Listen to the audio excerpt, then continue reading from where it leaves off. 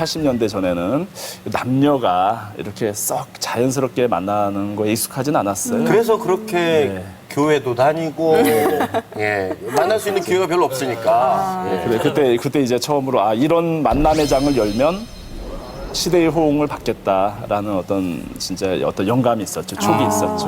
네. 근데 어쨌든 너무 생소한 그런 분야잖아요. 네네. 사람들이 좀 인식이 그렇게 썩 좋진 않았을 것 같아요.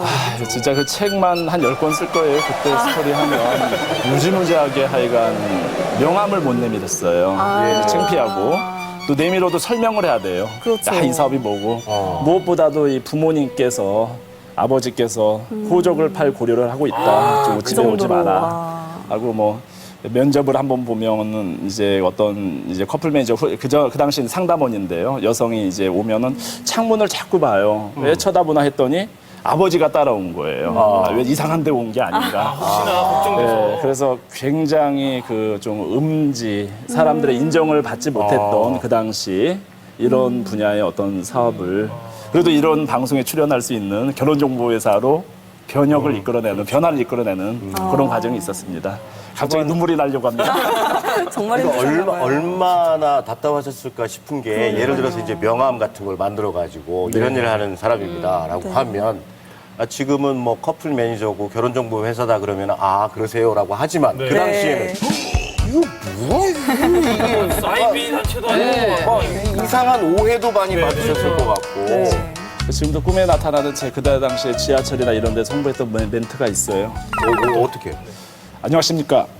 저는 이용진이라고 하는 청년입니다. 앞으로 한국 결혼 문화를 바꿀 그런 청년 중에 한 명인데 주변에 혹시 싱글 남녀가 있으면 저에게 소개를 해주시면 제가 잘 소개하겠습니다라고 하는 굉장히 썰렁해요, 분위기가. 지하철에 가서 지하철이니까. 그럼 제가 우리 옛날에 람보 게임 하듯이 뚜뚜뚜뚜 하고 나오는 것처럼. 그런데요. 제가 내리면 꼭 한두 분이 따라 나와요. 정말요? 잠깐 얘기 좀 하자고. 그렇게 해서 회원들 가입받고 해서.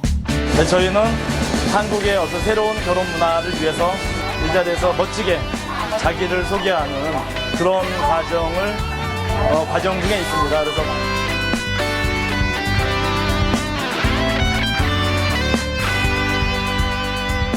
초창기에 만나셨던 분들 중에 또 네. 기억에 남는 분이라든지 에피소드가 많이 있으실 것 같아요.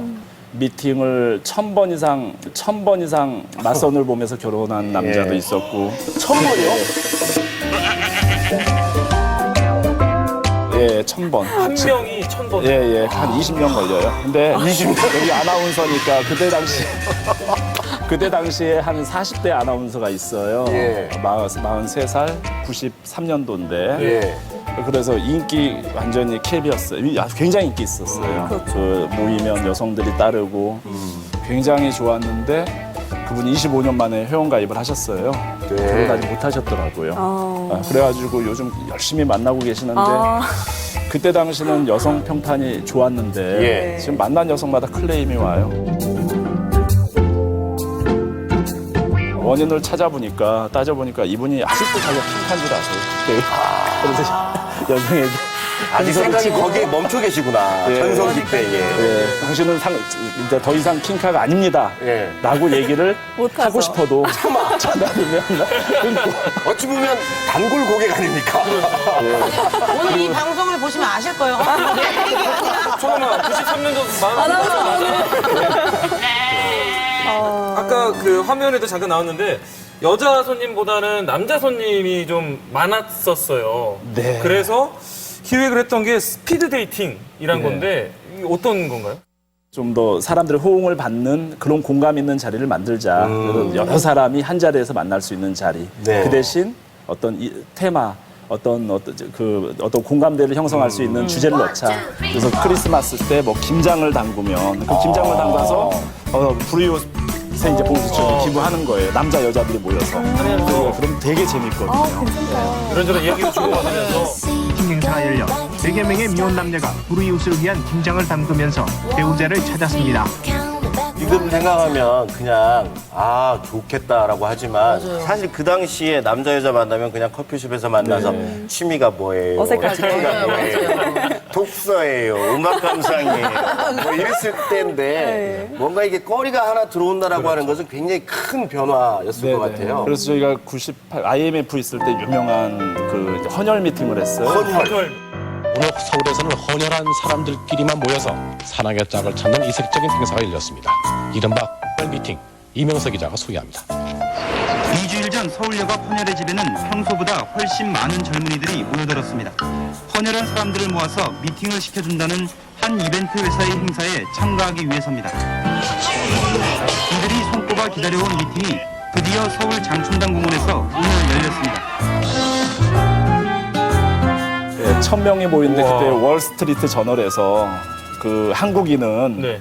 이제 그 뭐 이제 이 피를 모은다 모아서 이제 그 어떤 적십자 헌혈 미팅이니까 네. 그때 세계적으로 외신들이 좀 감동하는 IMF 때 그때 가장 좀 한국에 어떤 감동을 주는 이벤트 중에 하나였었어요. 금 모았던 것처럼. 예. 근데 아까 그 스피드 데이팅이라고 하는 것은 형식이 어떻게 되는 거죠? 남성 여성이 있으면요 예. 1대1로 만나면서 로테이션에서 만나는 거예요. 그냥 딱 한 명만 고정해서 이렇게 하는 게 아니고 그러니까 1,000명 중에 가장 이제 그 어울린다고 판단되는 남녀를 한 10쌍에서 15쌍의 조합을 이루어주면 그 안에서 안에서 만나니까 자유롭게 예, 예. 다니면서. 그러니까 1년 동안 만날 사람을 한 번에 만나니까. 그 자리에서 박람회 같은 거네요.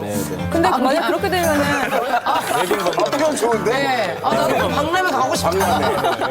한 사람한테 막 몰리면 어떡해요? 그런 현상이 굉장히 심하죠. 많이 있을 그쵸, 예, 많이 있을 것 그래서 같아요. 인생 바뀐 사람들도 좀 있어요. 어떤 테이블이 있었는데 남자 5명, 여자 5명 있어요.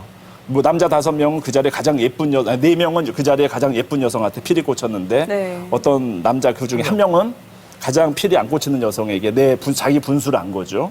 일단 프로포즈 했어요. 결혼했는데 이 여성이 네. 강남에 20층짜리 빌딩을 가지고 있는 집 안에 외동딸이었어요. 외모만 보고 판단할 게 아니야. 으, 남자들 아주 아니야. 그런 사람 전혀 없이. 짜잔. 그 남성이